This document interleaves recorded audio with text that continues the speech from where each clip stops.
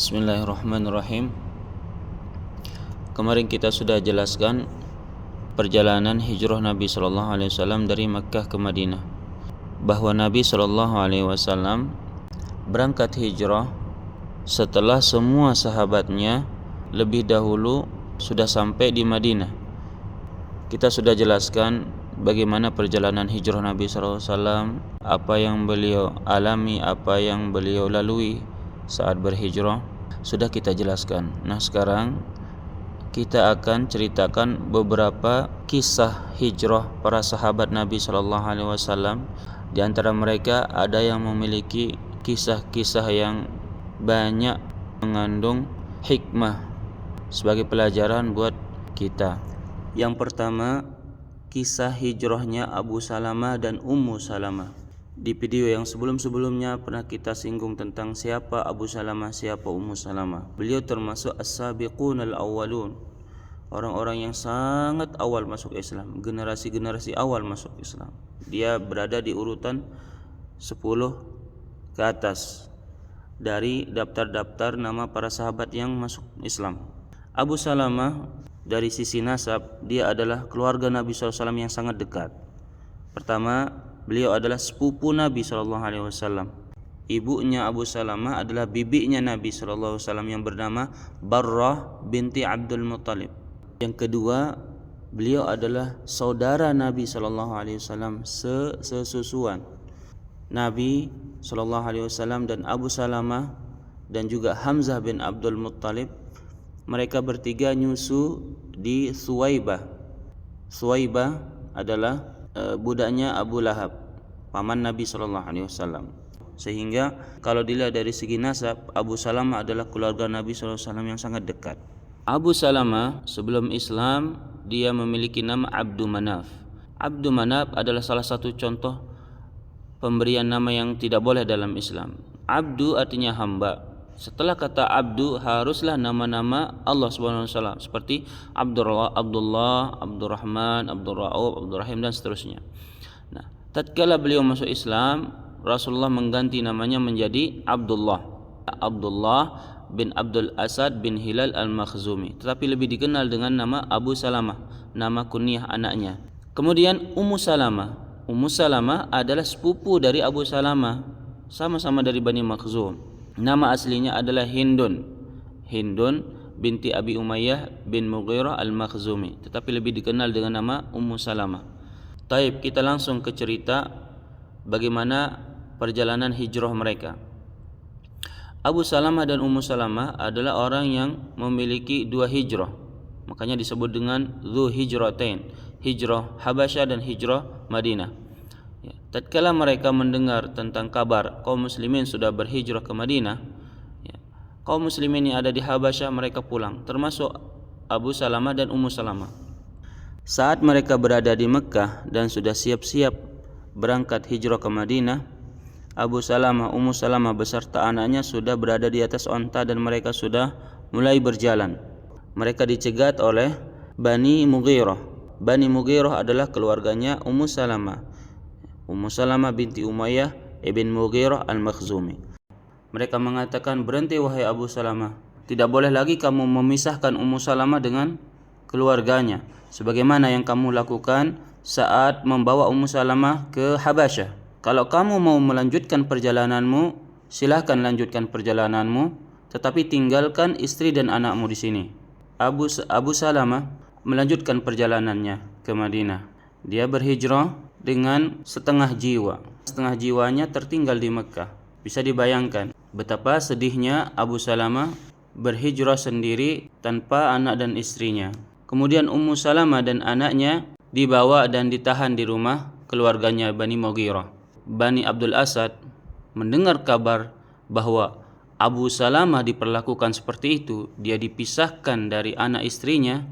Bani Abdul Asad datang. Dia mengatakan, sebagaimana kalian memisahkan Abu Salamah dari anak istrinya, sekarang saya akan memisahkan Ummu Salamah dari anaknya, karena kami lebih berhak daripada kalian wahai Bani Mughirah. Akhirnya mereka bertiga berpisah. Abu Salamah di Madinah, Ummu Salamah di rumah Bani Mughirah, Anaknya Abu Salamah berada di keluarga Abdul Asad. Mereka terpisah selama 1 tahun. Selama 1 tahun itu Ummu Salamah menangis di atas atap rumahnya. Sampai pada suatu hari pamannya Ummu Salamah kasihan melihat Ummu Salamah.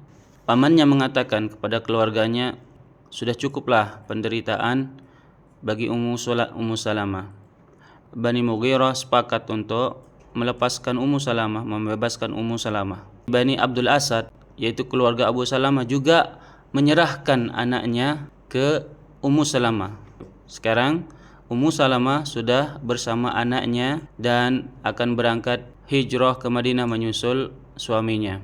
Bayangkan betapa senangnya Ummu Salamah setelah 1 tahun penantian. Saat dia diizinkan untuk berhijrah, berangkat sendiri, hanya bersama anaknya menggunakan onta, tanpa memikirkan apa yang akan terjadi nanti di tengah jalan. Yang ada di dalam pikirannya adalah dia bebas dan dia akan menyusul suaminya di Madinah. Bayangkan, seorang wanita berangkat sendiri hanya bersama anaknya menggunakan onta keluar Mekah. Sampai di suatu tempat yang bernama Tan'im, dia berjumpa dengan Uthman bin Talhah bin Abi Talhah. Saat itu Uthman bin Talhah belum masuk Islam. Uthman bertanya, wahai Ummu Salamah, mau ke mana? Kata Ummu Salamah, mau menyusul suamiku di Madinah.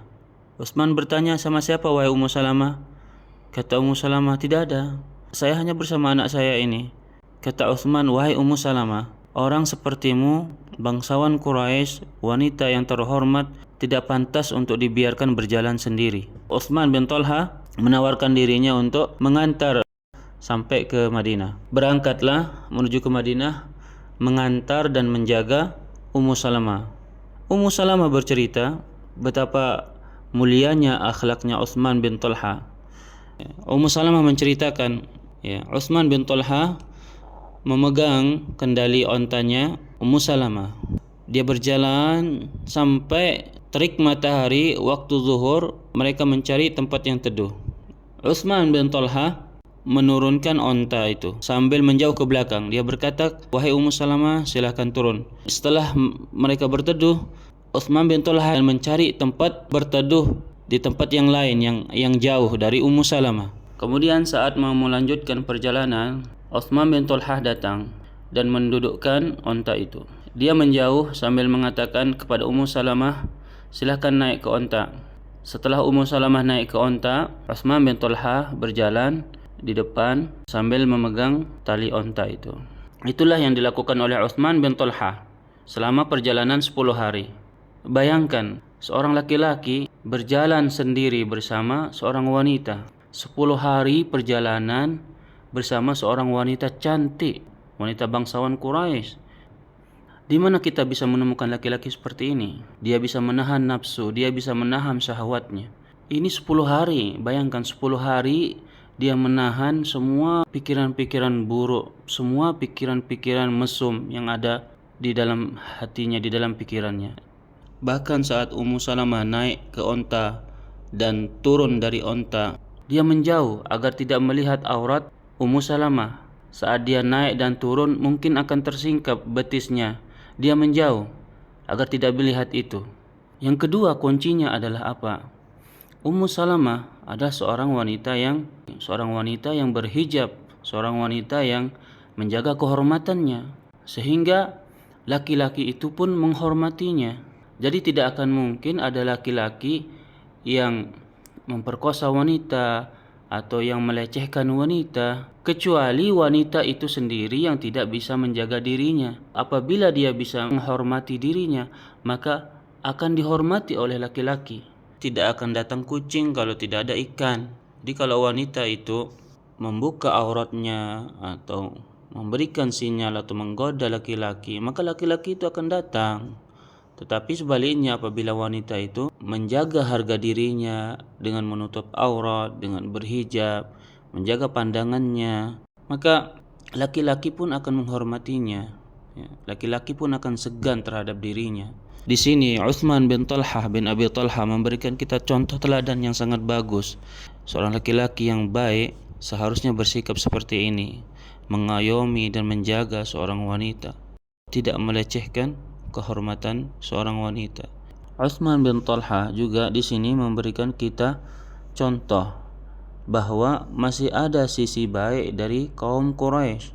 Walaupun mereka dalam kekafiran, mereka masih tetap memiliki punya sisi baiknya.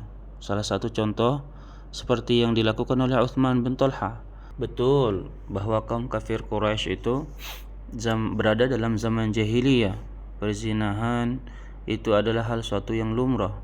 Mabuk-mabukan, minuman khamar itu suatu hal yang lumrah.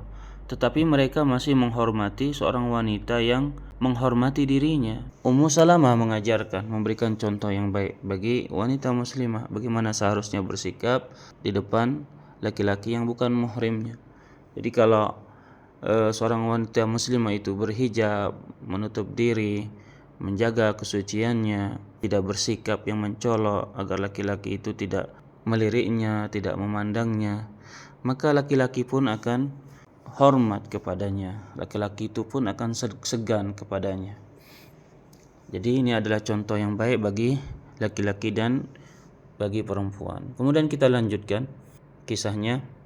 Sampailah mereka di perkampungan Amr bin Auf, yaitu yang terkenal dengan kota Quba sekarang.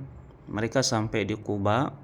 Utsman bin Talha mengatakan, silakan turun wahai Ummu Salamah, silakan menemui suamimu berada di rumah Fulan bin Fulan. Ya, akhirnya Ummu Salamah berjumpa dengan suaminya setelah 1 tahun berpisah. Dan ini tidak lepas dari kebaikan Utsman bin Talha, walaupun dia pada saat itu masih berada dalam kekafiran. Utsman bin Talha itu masuk Islam di tahun ke-6 Hijriah saat Sulhul Hudaybiyah, saat perjanjian Hudaybiyah di tahun ke-6 Hijriah. Utsman bin Talha pada saat itu padahal masih kafir, tetapi itu adalah akhlak dan sifat yang baik dari pemuda Quraisy. Ummu Salamah akhirnya berkumpul dengan anak dan suaminya di Madinah. Mereka tentu bahagia, tetapi kebahagiaan itu tidak lama karena terjadi perang Uhud pada 3 Hijriah, tepatnya pada tanggal 7 hari Sabtu bulan Syawal tahun 3 Hijriah. Kita tahu perang Uhud itu adalah balasan dari kaum kafir Quraisy di perang yang sebelumnya, yaitu perang Badar. Di situ kaum muslimin yang menang. Kemudian perang kedua yang kalah adalah kaum muslimin, yang menang adalah kaum kafir. Di perang Uhud ini banyak sekali kaum muslimin yang meninggal, termasuk Hamzah, pamannya Nabi SAW. Nah, termasuk juga Abu Salamah. Beliau terluka parah di sini. Di Syawal, Zulqa'dah, Zulhijjah, 2 bulan Abu Salamah dalam masa penyembuhan. Nah, di bulan Muharram terjadilah hasutan dari Tulaihah bin Khuwailid. Tulaihah dan saudaranya menghasut Bani Khuzaimah. Kata mereka, ini adalah kesempatan yang bagus untuk menyerang Muhammad dan kaumnya.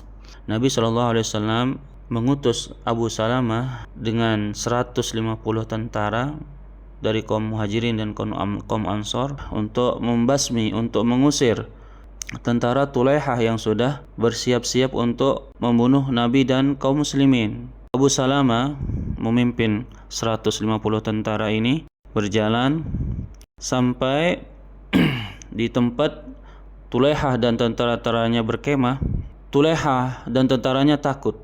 Mereka lari terbirit-birit meninggalkan semua yang ada, baik itu kuda, onta, perbekalan, mereka tinggalkan semua. Akhirnya Abu Salamah bersama 150 tentara pulang ke Madinah dengan membawa onta, membawa kuda, dan membawa banyak bekal-bekal yang ditinggalkan oleh Tulaihah bersama Bani Khuzaimah.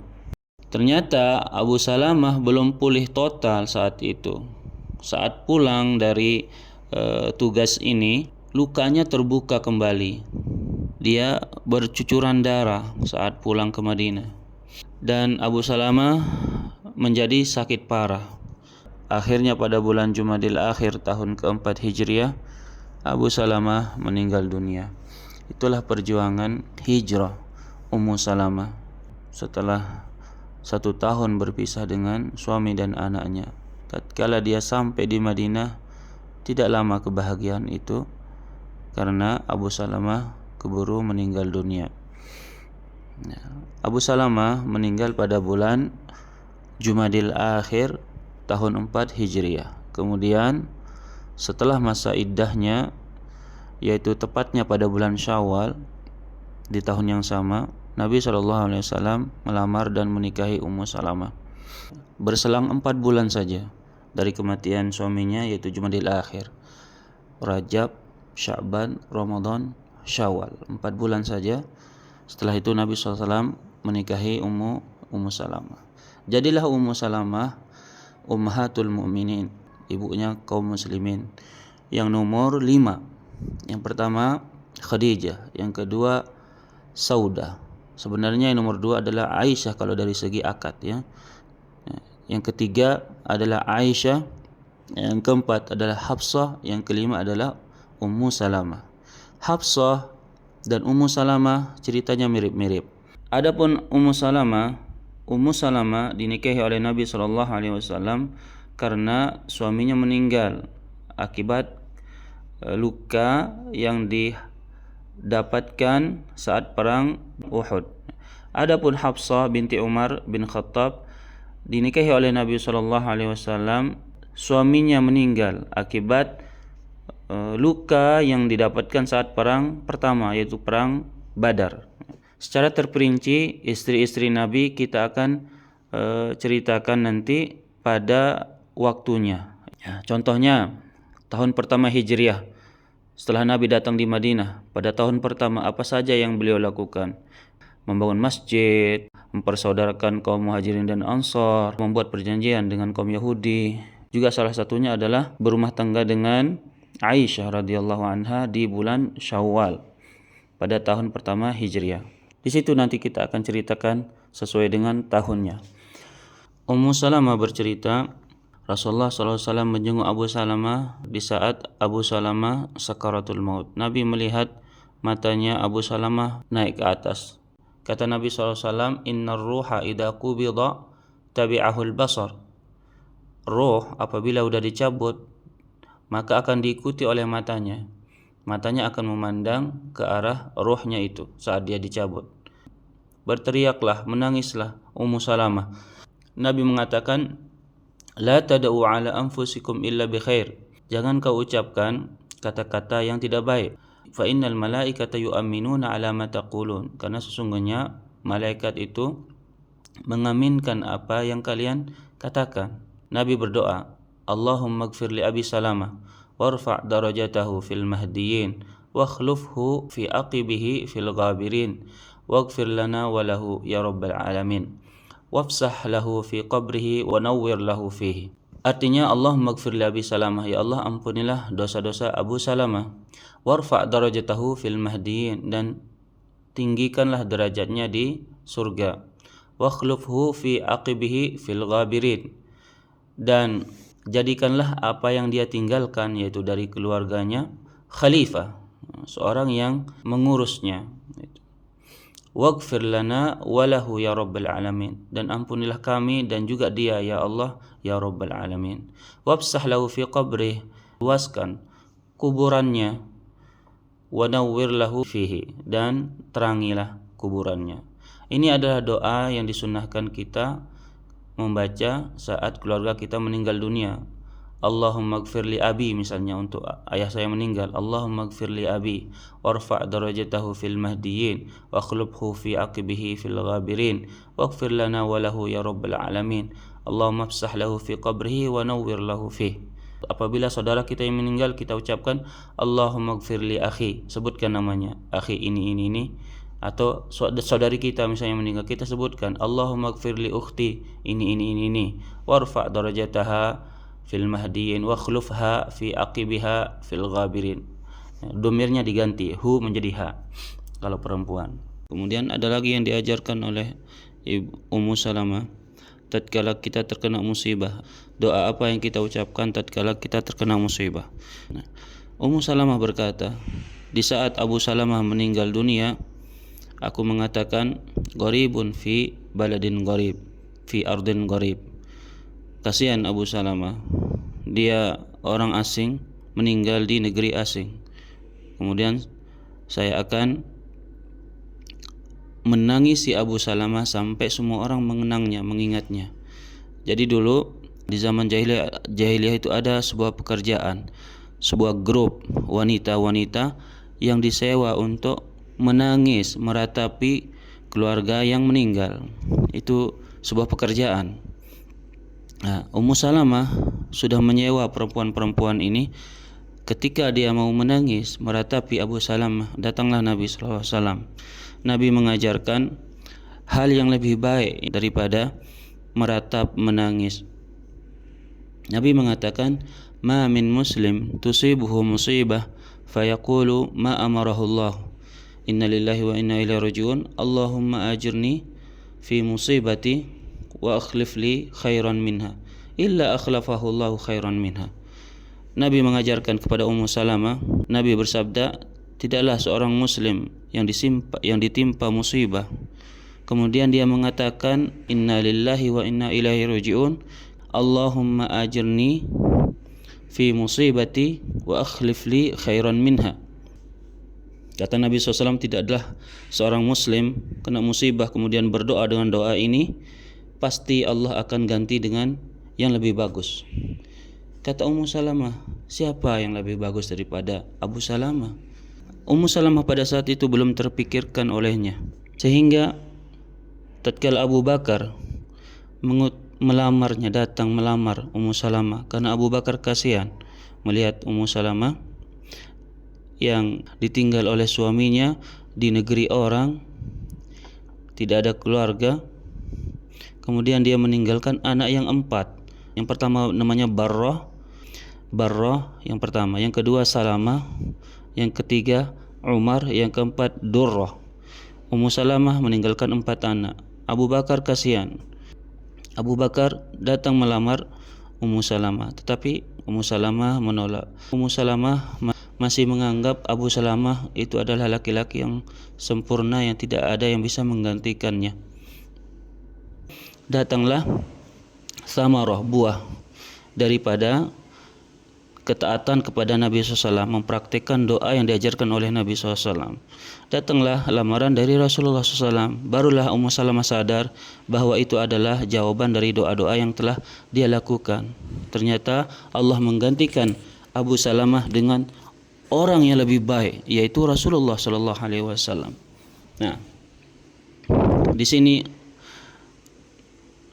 Ummu Salamah mengajarkan kita 2 doa yang sangat penting. Pertama, tatkala keluarga kita meninggal dunia, apa yang kita ucapkan? Ya. Kedua, tatkala kita terkena musibah apa aja itu, kita ucapkan doa innalillahi wa inna ilaihi raji'un, Allahumma ajirni fi musibati wa akhlif li khairan minha. Maka akan kita dapat ganti yang lebih baik.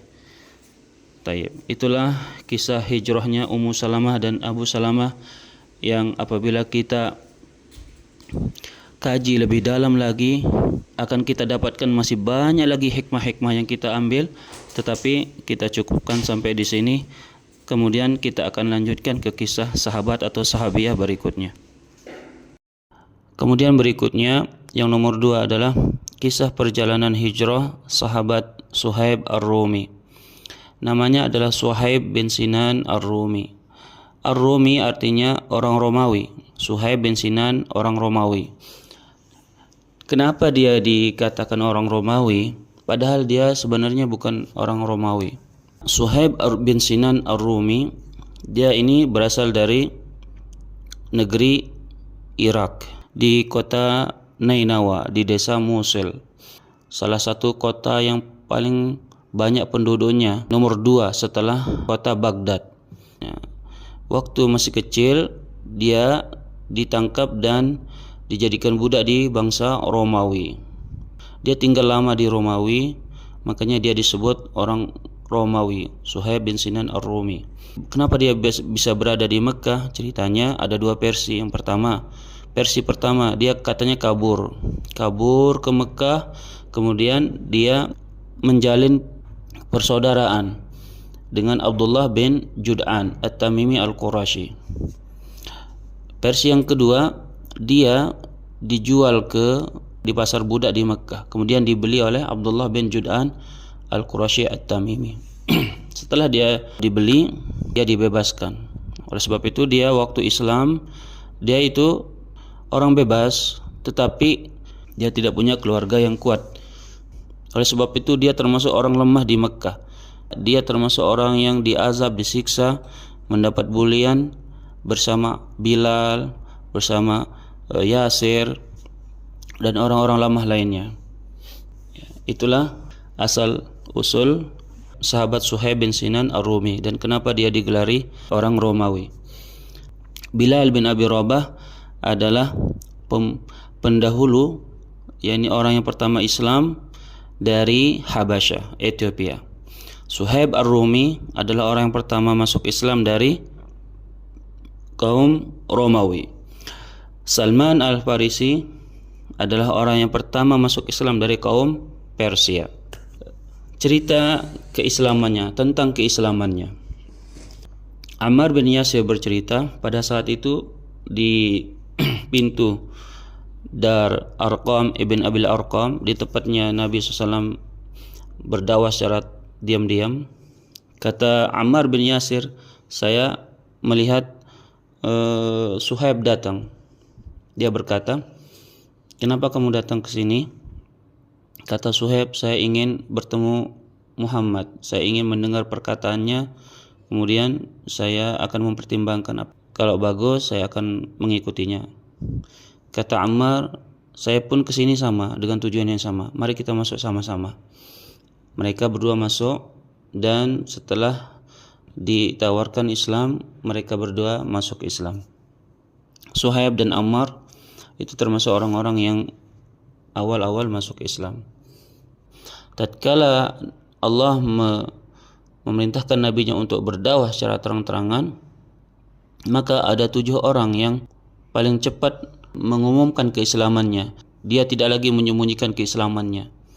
Salah satunya adalah Bilal bin Abi Rabah, Khabbab bin Arth, Abu Bakar, Rasulullah, dan Suhaib Ar-Rumi. Salah satunya adalah Suhaib Ar-Rumi. Tentunya setelah mereka mengumumkan keislamannya, kaum kafir Quraisy marah dan mereka menyiksa orang-orang muslimin yang lemah, yang mereka tidak punya keluarga besar, yang mereka tidak punya kabilah kuat yang bisa melindungi mereka, seperti Suhaib Ar-Rumi. Suhaib Ar-Rumi adalah orang yang pendatang. Dia datang dari Romawi ke Mekah. Dia tidak punya keluarga, tidak punya kabilah. Dia termasuk orang yang kena azab. Termasuk Khabbab bin Arth, Ammar bin Yasir. Mereka orang-orang lemah yang kena imbas siksaan kaum kafir Quraisy. Suhaib Ar-Rumi, dia dipasangkan dira'. Dira' itu baju rompi dari besi. Kemudian dia dijemur di bawah terik panas matahari. Bayangkan betapa panasnya, begitu panasnya, ya. Sehingga dia mengucapkan kata-kata kekufuran seperti yang diminta, tetapi dia tidak sadar 100% karena kondisi saat itu yang begitu panas, seperti orang yang demam tinggi. Dia sampai menggigil, sampai tidak sadar apa yang dia ucapkan itu, dia tidak sadar. Seperti itulah Suhaib Ar-Rumi.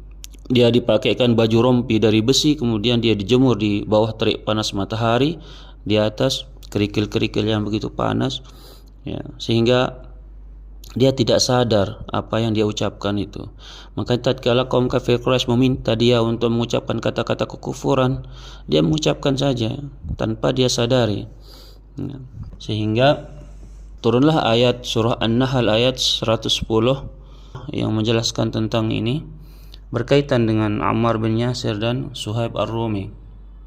ثم إن ربك للذين هاجروا من بعد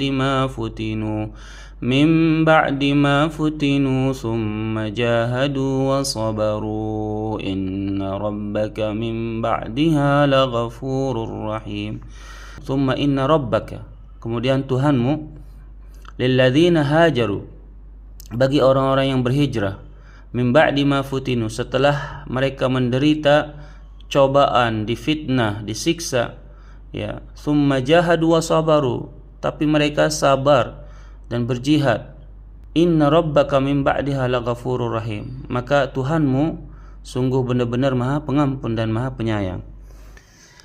Kemudian saat kaum muslimin berhijrah ke Madinah, dia mengumpulkan semua harta bendanya dan siap-siap berangkat hijrah. Waktu dia mau berangkat hijrah, dia dicegah, dia dihadang oleh orang-orang Mekah, orang-orang kafir Quraisy.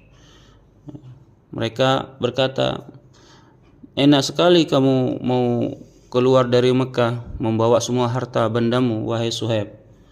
Kamu dulu datang ke Mekah nggak bawa apa-apa, datang ke Mekah dengan tangan kosong, nggak membawa apa-apa. Sekarang kamu mau keluar dari Mekah, mau pergi dari Mekah dengan membawa semua harta bendamu itu, kami nggak akan berikan. Kata Suhaib, baik. Apabila saya meninggalkan semua harta benda saya ini, apakah kalian akan memberikan saya izin untuk berhijrah ke Madinah? Kata mereka, ya silakan. Kamu boleh pergi ke Madinah asalkan kau tinggalkan semua harta bendamu. Kamu keluar dari Mekah sebagaimana kamu datang. Kamu datang dengan tangan kosong, maka keluar dari Mekah dengan tangan kosong. Jangan bawa apa-apa. Kata Suhaib Ar-Rumi, baiklah. Ya. Karena tidak ada yang penting bagi Suhaib Ar-Rumi selain keimanannya, agama Islamnya. Akhirnya Suhaib Ar-Rumi berangkatlah, dan dalam sebuah riwayat Suhaib Ar-Rumi bertemu dengan Ali bin Abi Thalib. Ya. Bertemu dengan Ali bin Abi Thalib, ya, dan mereka berdua berangkat berhijrah ke Madinah dan menemui Nabi SAW di Quba. Ali bin Abi Thalib datang setelah Nabi SAW 3 hari berada di Quba bersama Suhaib Ar-Rumi. Itulah perjalanan kisah hijrahnya Suhaib Ar-Rumi. Sehingga tatkala Nabi SAW melihat Suhaib Ar-Rumi datang dengan tangan kosong, padahal dia di Mekah banyak harta, ya, dia punya banyak harta benda. Nabi mengatakan, Rabihal bai' Suhaib, Rabihal bai' Suhaib. Kamu untung besar wahai Suhaib, untung besar wahai Suhaib. Ya, tentang itu Allah juga menurunkan firman-Nya. Ya. Dalam surah Al-Baqarah ayat 207. A'udzubillahi minasyaitonir rajim. Wa minan nasi man yashri nafsahu ibtigha'a mardatillah. Wallahu ra'ufun bil ibad. Firman Allah, di antara manusia ada di antara mereka yang menjual dirinya, mengorbankan dirinya, ya, ibtigha'a mardatillah, demi mencari keridhaan Allah. Wallahu ra'ufun bil ibad, dan Allah Maha Penyantun bagi hamba-hambanya. Allah memuji orang-orang seperti Suhaib dan yang lainnya. Ya, Suhaib Ar-Rumi mengorbankan hartanya. Yang penting dia bisa berhijrah, bergabung bersama Rasulullah SAW dan para saudaranya kaum muslimin di Madinah. Makanya Nabi SAW saat melihat itu mengatakan, Rabihal bai' Suhaib, Rabihal bai' Suhaib. Suhaib Ar-Rumi telah mendapatkan untung yang besar dari hasil penjualannya. Ya, dia menjual hartanya demi mardatillah, demi mencari ridha Allah. Ya, jadi harta bendanya itu dia jual, dia tukar untuk mendapatkan mardatillah, keridhaan Allah. Makanya disebut Rabihal bai'. Ya, telah untung, perniagaannya itu untung, penjualannya Suhaib itu dia mendapat keuntungan yang besar. Itulah perjalanan hijrahnya Suhaib Ar-Rumi. Dia meninggalkan semua harta bendanya yang sudah capek-capek dia kumpulkan selama dia berada di Mekah. Bayangkan dia datang ke Mekah dengan tangan kosong. Dia mulai dari nol, dia mengumpulkan semua hartanya itu. Setelah semua terkumpul, dia berniat untuk pindah ke Madinah dengan membawa harta bendanya itu. Tetapi apa? Dia keluar dari Mekah dengan tangan kosong. Dia dicegat oleh kaum kafir Quraisy. Dia tidak boleh membawa harta bendanya keluar Mekah. Tetapi bagi dia tidak apa-apa. Nah, itu dia Suhaib Ar-Rumi. Dia berkata, saya tidak pernah izin dari setiap peperangan yang dilakukan oleh Nabi SAW. Semua peperangan dia selalu hadir. Suhaib Ar-Rumi. Dia adalah salah satu kepercayaan Umar bin Khattab. Umar bin Khattab saat ditikam waktu salat subuh, Umar bin Khattab ditusuk saat dia mengimami salat oleh orang Majusi. Umar bin Khattab tidak bisa mengimami salat. Dia memerintahkan Suhaib Ar-Rumi untuk menggantikan dia sebagai imam salat di Masjid Nabawi SAW sampai musyawarah itu terbentuk dan menghasilkan khalifah yang baru. Taib. Sampai di situ cerita kisah tentang Suhaib Ar-Rumi. Adapun kiprah atau kisah beliau saat berjihad sangat masyhur, dan itu nanti kita akan ceritakan di tempatnya. Sekarang intinya yang kita ingin sampaikan adalah bagaimana perjuangan hijrah beliau. Temanya adalah bagaimana perjuangan hijrah Suhaib Ar-Rumi.